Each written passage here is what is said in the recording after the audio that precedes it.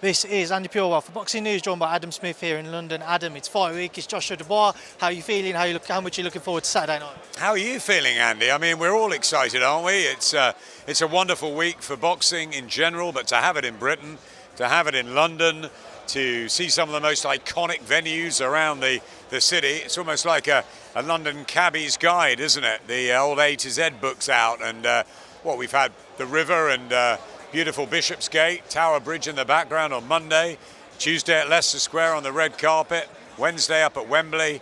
Nice to see Prince Nassim Hamid in the house and some fights, and then tonight in the city, and I walk past all the city workers going home, and it just starts up, doesn't it? These evening events add a little magic to it as well. Trafalgar Square tomorrow night, and then the big one on Saturday.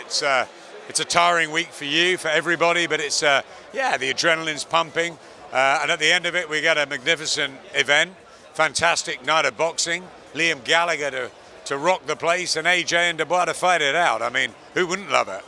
Big heavyweight fight, top in the bill, Adam. Answer Joshua Daniel Dubois. How do you expect to see this one unfold? A lot of people expect to see fireworks early on. Do you expect the same?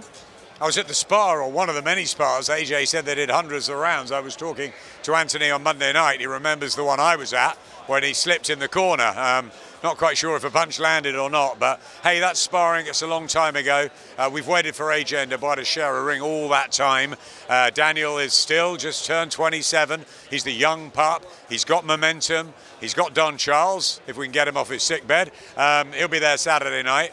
But then AJ looks rejuvenated under Ben Davison. He's obviously got the resume. He's got the experience on the grand stage. Fourth time at Wembley Stadium. He's been there and done it every time before. I expect a shootout. I really think it will develop into that. It might be a little bit fancy at first as they just judge the distance. I think the jab is key. Daniel's got a good one. AJ will take his time, I think, with this.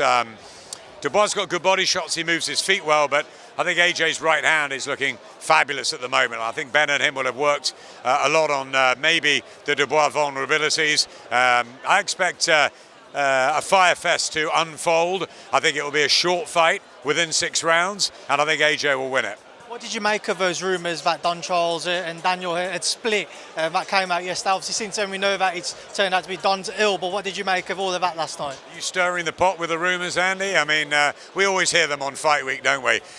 I don't like the fact Don's not been around because he's a big character. He's infectious to be around, and I'd like to have seen Don get into, the face a little bit of AJ's team. Obviously, there's history. He was one of the first people to look after AJ back in the day. So, and obviously being Finchley based for so many years, now out at the farm in Boreham Wood. But yeah, look, I mean, I think I wanted to get the truth, and Spencer Oliver called Don up this morning. He's not well, and he's keeping away from Daniel, but he'll be there on Saturday night.